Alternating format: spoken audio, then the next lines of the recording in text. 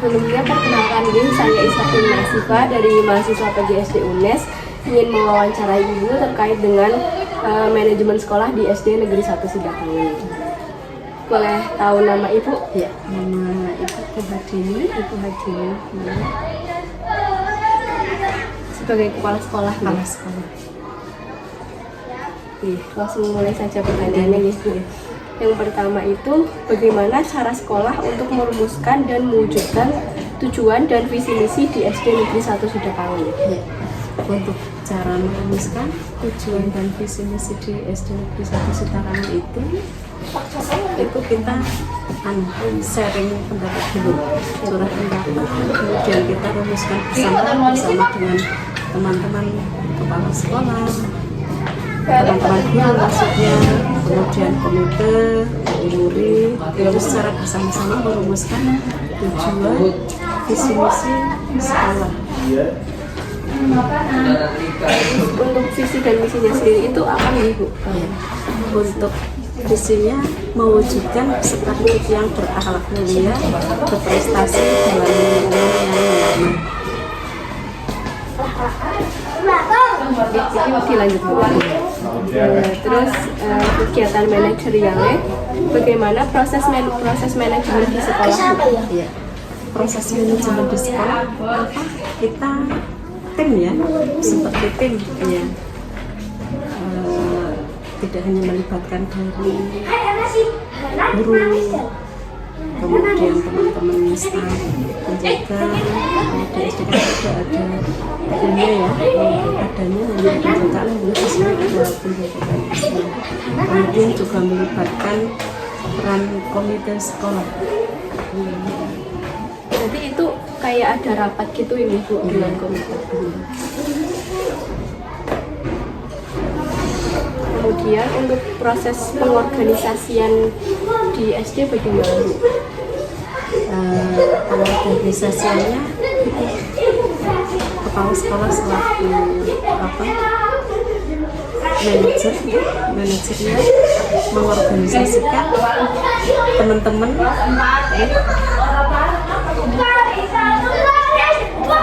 sesuai dengan tanggung jawabnya masing-masing. Kemudian berarti siapa saja nih, Bu, yang bertanggung jawab di sekolah ini? Sekolah.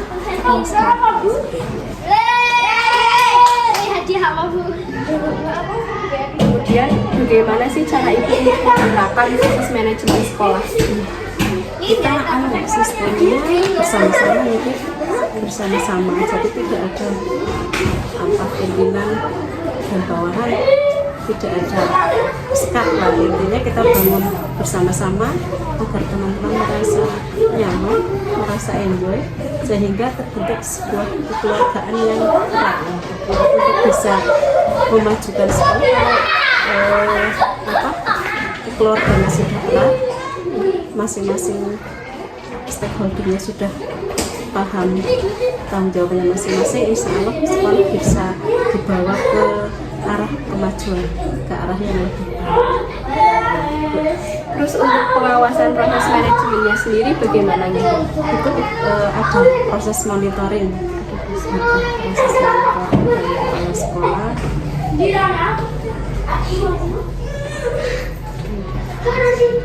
Dari Dindikpor, Polwil juga ada, Polwilcam kecamatan juga ada monitoring dari pengawas secara berkala mendatangi sekolahan. Itu biasanya berkalanya setiap apa? 1 bulan sekali. Itu ada kriteria pengawasannya enggak Bu? Enggak, itu dibagi wilayah. Namanya Babin, daerah binaan.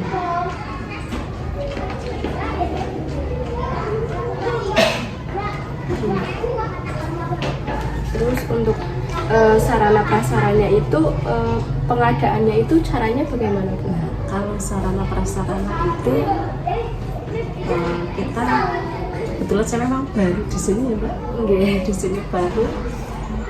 Ini kemarin baru dibuat 3 toilet, 2 toilet siswa dan 1 toilet guru itu dari anggaran komite sekolah. Jadi Bapak Ibu wali murid yang rapat karena memang kita membutuhkan itu, itu hal yang vital untuk para siswa, dan pada siswa itu kalau mau ke belakang kebetulan toiletnya dia sudah rusak, mereka pulang. Nah itu kemarin pada saat saya pengenalan sekaligus mengusulkan pembangunan toilet baru, dan ini memang terakhir tahun 2007 itu mendapat rehab.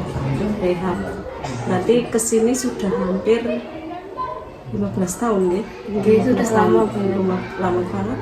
Saya sudah koordinasi dengan pihak Dindikpora terkait dengan kerusakan-kerusakan yang ada di bagian Satgas Dindikpora.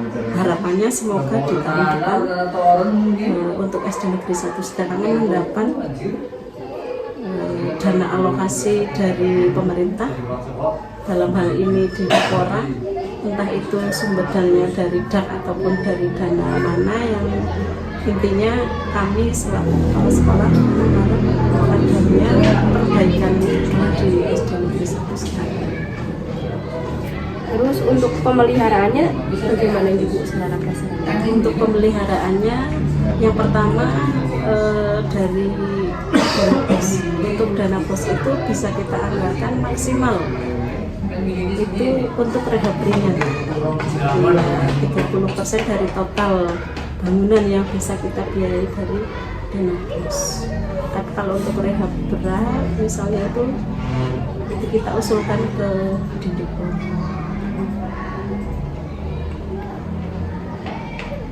Kalau misalkan sarana prasarananya di sini itu cara pemeliharaannya itu cuma guru atau siswa juga ikut berperan? Semuanya ikut berperan.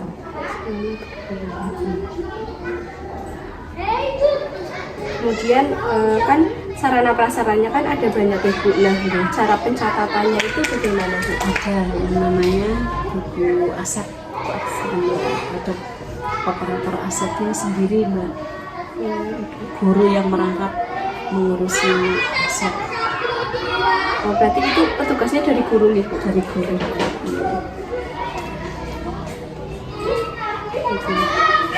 Kemudian untuk pertanggungjawaban sarana dan prasarannya bagaimana? Itu langsung ke Dindikpor.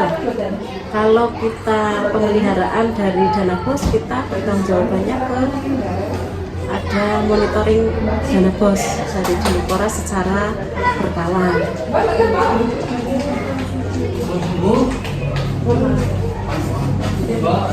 Kalau misalkan fasilitas ada yang dirusak siswa itu bagaimana Bu? Kalau ada yang dirusak siswa, kita lihat dulu yang merusak siapa. Biasanya itu kalau orangnya kooperatif Mbak, kalau siswanya ya, kalau mereka itu cenderung sangat bertanggung jawab.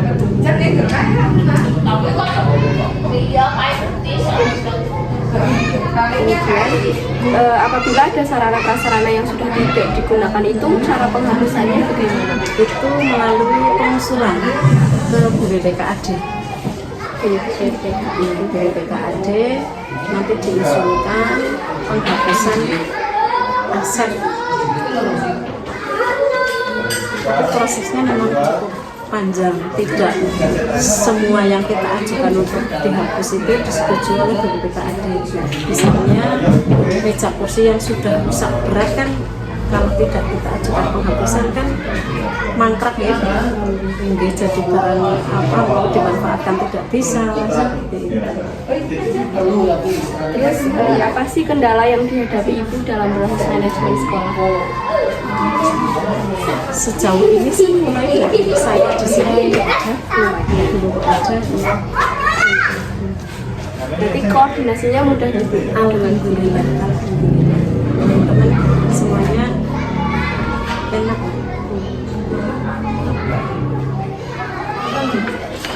Kemudian untuk komponen manajemen sekolah ibu, kurikulum yang diterapkan di sekolah ini kurikulum Ada dua. Untuk kelas 1 dan kelas 4 kita menerapkan kurikulum merdeka. Kalau yang kelas 1, kelas 2, 3, 5, dan 6 kurtilas. itu emang sudah peraturannya seperti itu atau bagaimana? Enggak sih, pilihan. Pilihan. Iya, pilihan. Berarti semua kelas belum siap untuk penerapan kurikulum merdeka Bu. Tahap. Tahap. Berarti dalam waktu dekat ini kelas lain juga bisa diterapkan. Tahun depan nanti kelas 2 dan kelas 5.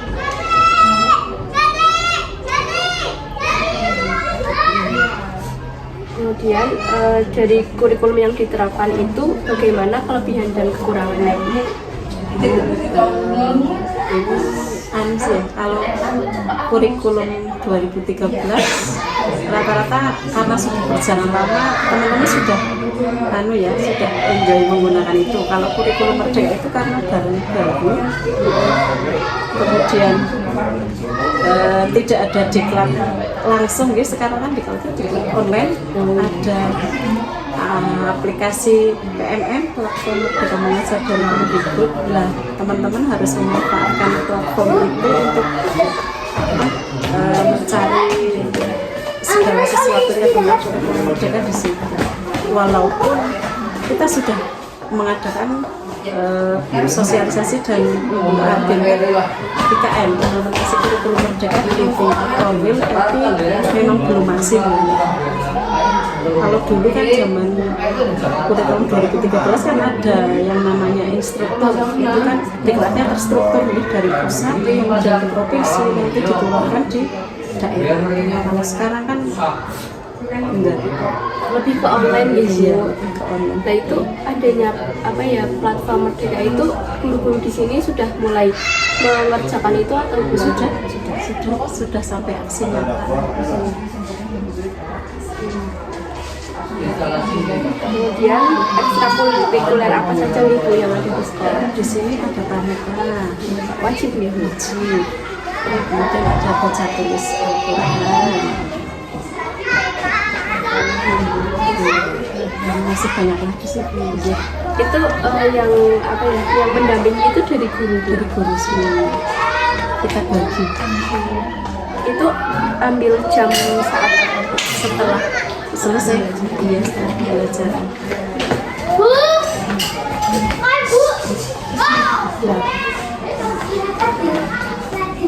apakah ada kegiatan penunjang untuk menunjang akademik siswaku? Ya, setiap pagi di sini ada program pembiasaan dari hari Senin sampai dengan hari Sabtu. Ada pembiasaan upacara setiap hari Senin, kemudian hafalan surat pendek, hafalan doa harian, kemudian senam, dan insya Allah mau ada kita rintis untuk sholat iya bersama, nanti memanfaatkan ruang perpustakaan, tapi kan baru dengan teman-teman. Kemudian itu apa ya, ada kegiatan literasi itu nggak Bu selain buku pelajaran? Ada setiap hari Sabtu diserahkan ke guru kelasnya masing-masing.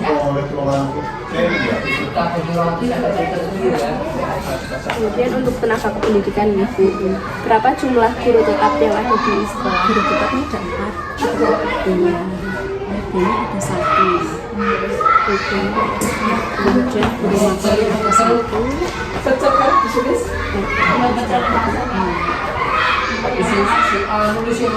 Berapa jam beban mengajar tiap guru? Berbeda-beda. Iya, berbeda-beda masing kelas. Nanti bisa dilihat di buku. Itu rata-rata berapa nih Bu? 340 per minggu. Untuk ibu sendiri ada beban mengajar di kelas? Tidak ada. Kalau dulu ketika kepala sekolah itu sebagai guru yang diberi tugas tambahan ada. Berarti guru di sini insya Allah sudah mencukupi nih Bu? Sudah, hanya kurang 1 guru kelas saja. Itu kalau Sementara sudah terisi dari tapi masih penuh. masih kemudian kegiatan apa saja yang dilakukan untuk mengembangkan kemampuan kinerja pendidik? Itu mengikuti diklat-diklat mengirimkan diklat. Kayak kemarin kan ada diklat implementasi kurikulum merdeka, ada diklat bedah kisi-kisi untuk kelas 6, ada diklat bahasa Jawa, bahasa Inggris, mulok itu ya. Kemudian diklat-diklat online kan juga sekarang banyak melalui SIM TKB namanya. Itu berarti di SD mau ada ini bahasa Inggris lagi nih? Iya sudah, yang kurikulum merdeka sudah ada belajar bahasa Inggris. Berarti itu gurunya dari guru kelas juga? Dari guru kelas, tapi dari di lingkungan mengadakan bintang Bahasa Inggris. Kemudian apa ya? Ada prestasi apa saja nih Bu yang pendidik di sini miliki? Siswanya pendidiknya ini kebetulan sih ya, belum ada event perlombaan itu.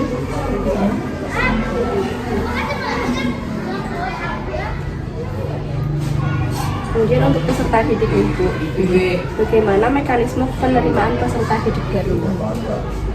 Peserta didik baru nanti biasanya kami koordinasi dengan pihak TK. Kami menyediakan formulir, nanti kita koordinasi dengan pihak TK.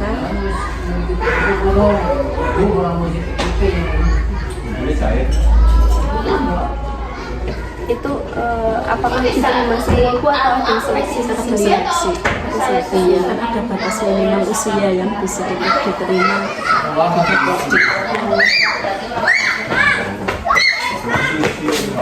Itu ada batasan maksimal diterimanya nggak? Misalnya satu kelas cuma menerima 20 siswa seperti itu. Kalau sejauh ini sih memang sini hanya 1 buku ya, jadi belum pernah Menolak ini.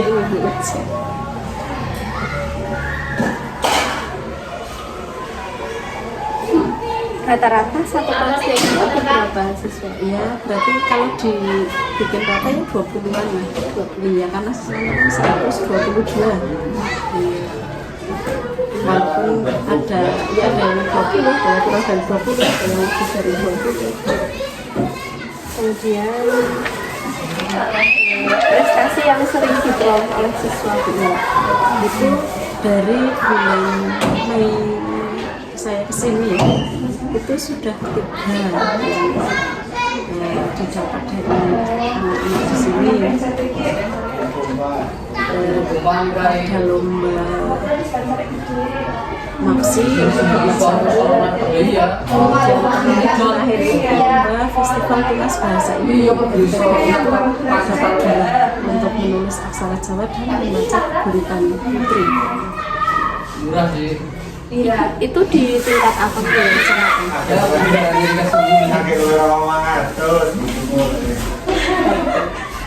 Kemudian masalah apa saja yang sering dihadapi siswa dan bagaimana cara menyelesaikannya? Biasa mbak, masalah siswa yang bertengkar antar teman.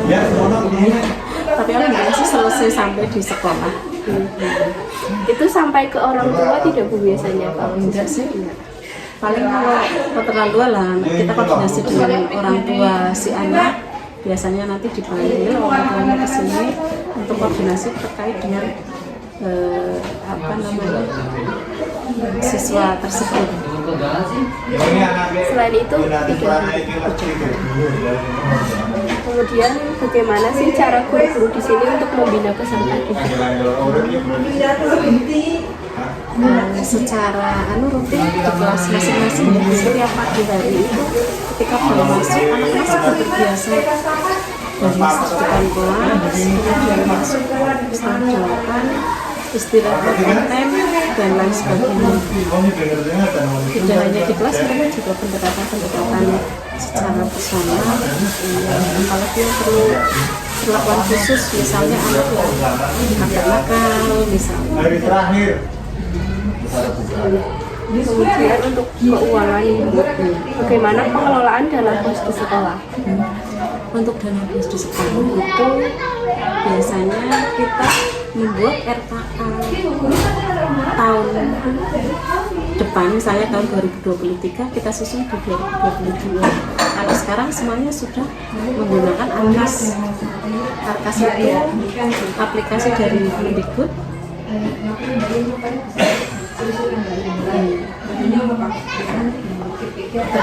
Pengelolaan bos di sekolah. Belanjanya juga sekarang belanja simplak, tidak offline, belanjanya online, ada aplikasinya sendiri dari Mendikbud juga. Berarti udah termonitoring dari sana ya. Itu yang mengurusi ada dari bendahara sekolah atau bagaimana? Bendahara sekolah itu guru, jadi iya guru ya. Kemudian dana apa sih Bu yang berasal dari pemerintah? Ada dana apa? Itu dana pos yang masuk, sementara baru dana pos.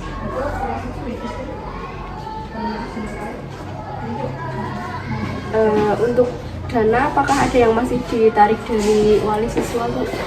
Kita tidak menarik sih sifatnya ya, hanya sumbangan. Ya, seperti kemarin itu yang pembuatan toilet itu memang ketua komite beserta anggotanya itu mengadakan rapat. Sekolah punya program, nanti buatkan proposal ke komite sekolah, kemudian dibahas, nanti dibuat rancangan, kemudian sampai dengan pelaksanaan itu bersama dengan komite sekolah. Nanti itu sumbangannya bersifat wajib atau tidak? Tidak wajib. Seikhlasnya. Iya, seikhlasnya. Kemudian berarti ada transparan kepada wali siswa. Iya, betul. Nanti diberitahu nggak Bu dananya dapat sekian Iya, apa? Iya. Bendaharanya juga dari komite. Kemudian ada beasiswa untuk siswa nggak Bu? Jalan belum ada, karena memang dari dana bos tidak ada alokasi misalnya. Paling bantuan dari pemerintah berbentuk KPP. Sarana prasarana yang ada di sekolah ini itu apa saja Bu? Ruang kelas, insya Allah komplit Mbak. Iya, ruang kelas ada, kemudian perpustakaan ada, walaupun sudah seperti itu sih keadaannya. Kemudian antusiasme siswa terhadap sarana prasarana tersebut bagaimana Bu? Kalau di sini ikut menjaga sih, ikut menjaga teman-teman guru mengarahkan siswa untuk menjaga visi karena luas sekali sekolahnya dan belum ada kabar kan, sehingga setelah pulang sekolah kan pengawasannya kurang.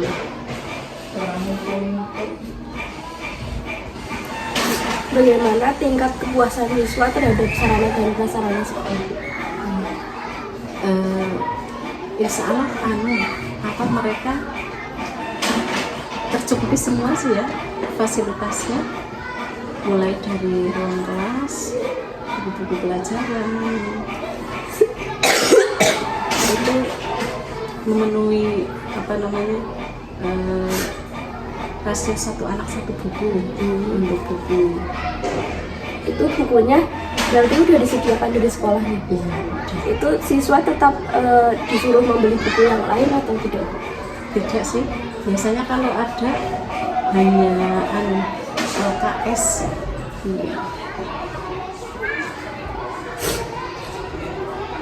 Berarti sudah memenuhi ya Bu syarat dasarnya.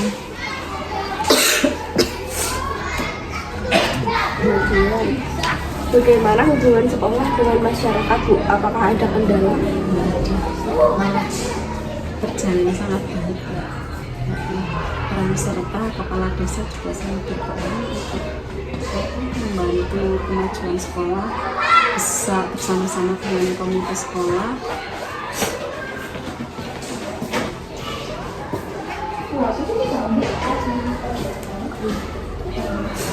Terus dari sekolah ini program untuk meningkatkan hubungan sekolah dengan masyarakat bagaimana? Kemarin yang baru kami laksanakan itu kegiatan pertemuan Kamis Jumat. Pertemuan Kamis Jumat itu kita komunikasi dengan komite, komunikasi dengan kepala desa, komunikasi dengan wali siswa. Itu alhamdulillah mereka mendukung sekali. Bahkan pada saat acara ACMB itu mereka berbondong-bondong menghadiri acara ini di sini. Berarti perkemahannya di sekolah ini. Kemudian usaha apa yang dilakukan sekolah untuk meningkatkan popularitas sekolah? Yang sudah saya laksanakan itu misalnya kemarin ada siswa yang dapat juara, itu kita buatkan poster ya, semacam dari aplikasi Canva itu ya, kemudian kita share di grup kelas biar di orang tua itu besok. Kemudian kita juga memberikan reward ya kepada peserta yang bisa berprestasi. Kemudian ada kerjasama tertentu nggak Bu dengan pihak luar sekolah? Ada, misalnya dengan pihak puskesmas itu sering mengadakan bias. Apa itu? Itu imunisasi.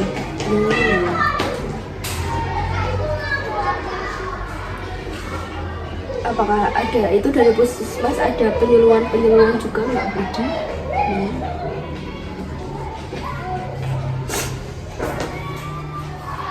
Kemudian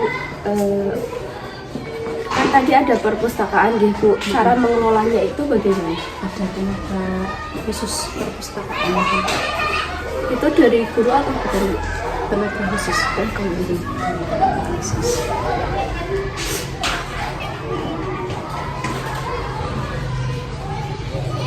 Untuk apa ya, proses peminjaman buku itu bagaimana Bu? Biasanya kan ada siswa yang ingin meminjam, Ada kartunya.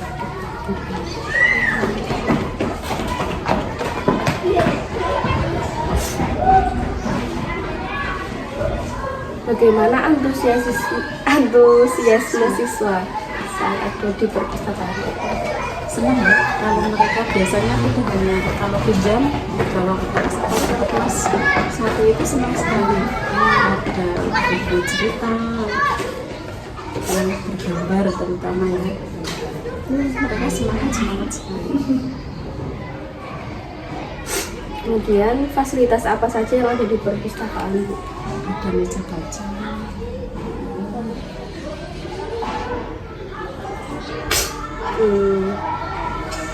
bukunya itu sudah memenuhi atau belum di perpustakaan sih? banyak sih, banyak ya sudah banyak.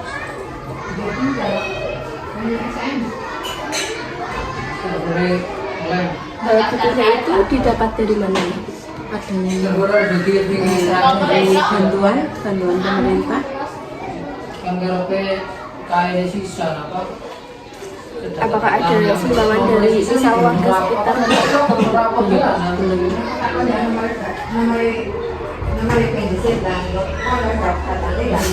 Kemudian untuk UKS-nya sendiri, apakah di SD ini sudah ada UKS? Sudah ada. Yang bertanggung jawab siapa? Ada guru khusus, guru kelas maksudnya diberi tugas khusus Misalnya menjadi pembina.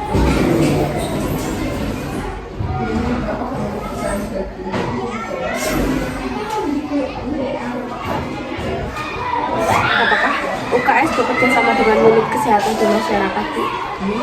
Misalnya itu puskesmas itu kemarin mengadakan bias, kemudian penyuluhan kesehatan, yang terakhir kemarin mengadakan pengecekan rambusnya.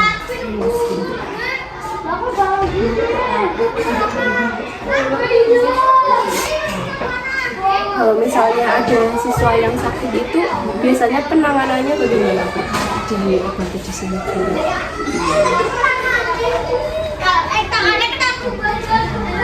Nanti sekolah juga ini nggak, Bu, apa ya, misalnya di sini sudah tidak bisa ditangani, nanti dirujuk ke puskesmas.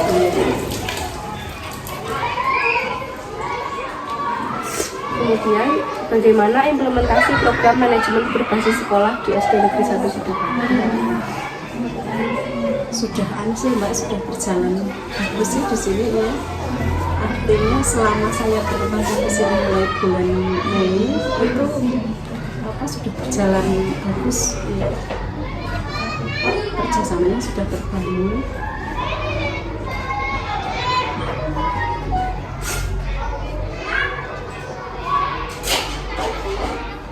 Nanti semua guru mau bekerja sama ya?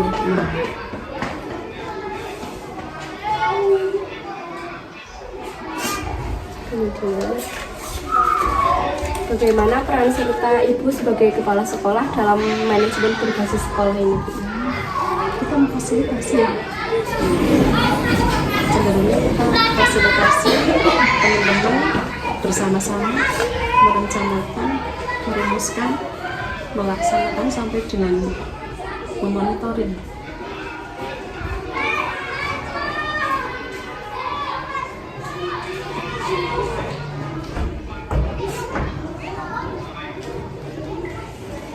Bagaimana peran serta guru dalam proses manajemen berbasis sekolah, Bu?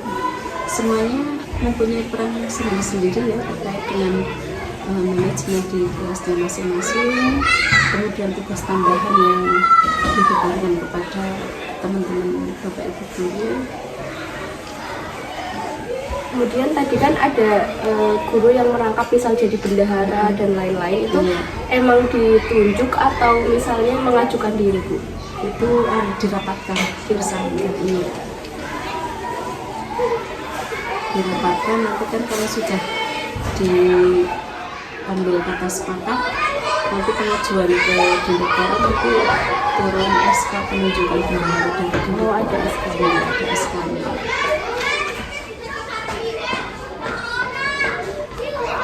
Kemudian bagaimana peran serta komite sekolah dalam manajemen berbasis sekolah?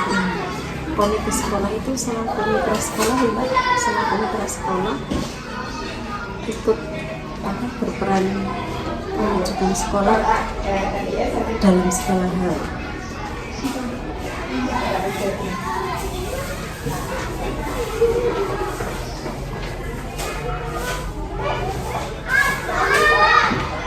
Komite sekolah sendiri itu ada rapat rutinan atau bagaimana? Ada intern, rapat rutin.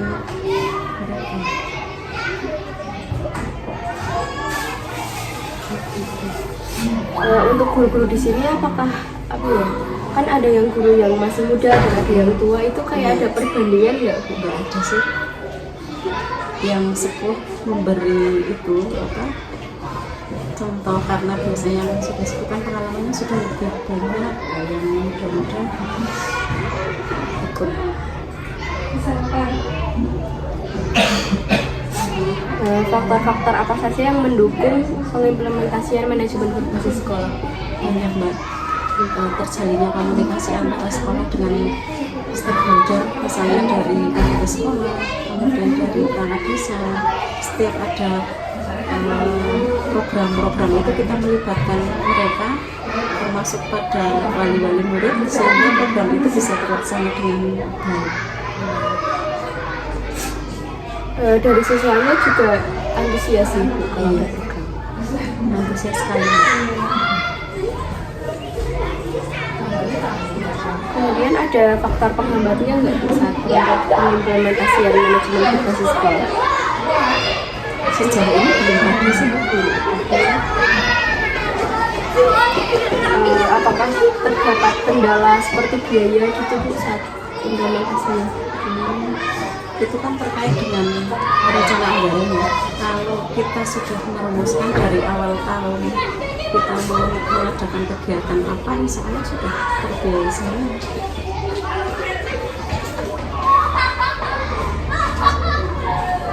Kemudian bagaimana cara Ibu melakukan evaluasi dan monitoring di manajemen sekolah ini Bu? Secara berkala Mbak, kita buat jadwal monitoring. Itu per apa Bu? Per bulan.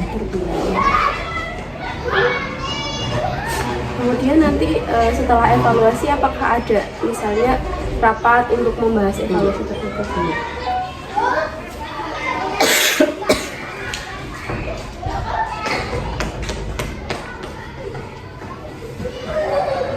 Kemudian bagaimana sekolah untuk meningkatkan mutu Bu? Yang pertama dari gurunya itu setiap ada diklat ataupun di kecamatan atau di koran kita pasti mengikut sertakan teman-teman guru. Kemudian kita support teman-teman guru untuk berkenan ikut diklat online seperti yang sudah ada di platform dalam belajar biar mereka bisa mempersiapkan presentasi yang akan disiapkan untuk pembelajaran di kelasnya masing-masing terkait dengan kurikulum merdeka misalnya. Kemudian untuk mutu siswanya sendiri bagaimana? Sudah bagus Mbak. Cara peningkatannya bagaimana? Itu kalau dari sisi akademik itu biasanya setelah pelajaran selesai itu ada penambahan materi Seperti penguatan gitu. iya.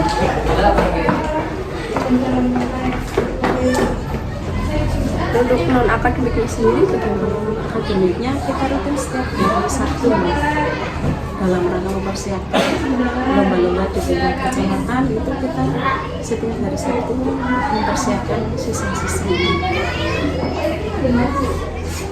Sekarang siswa-siswa ini kan apa ya, ada degradasi moral gitu. Nah itu cara meningkatkan moral peserta didik itu bagaimana? Perlahan-lahan Mbak, karena 2 tahun kan kemarin ya ibaratnya kita baru bangun.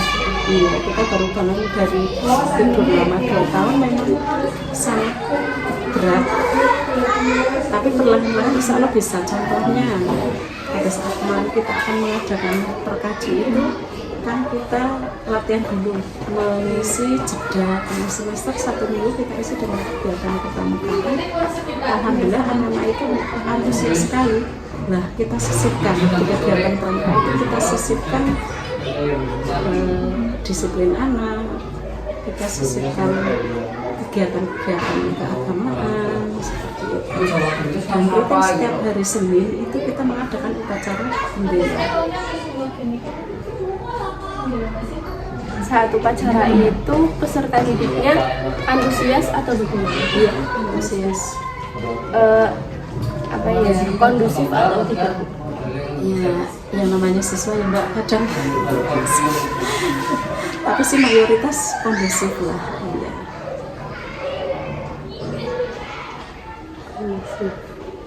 Iya. Sudah semua Bu. Terima kasih.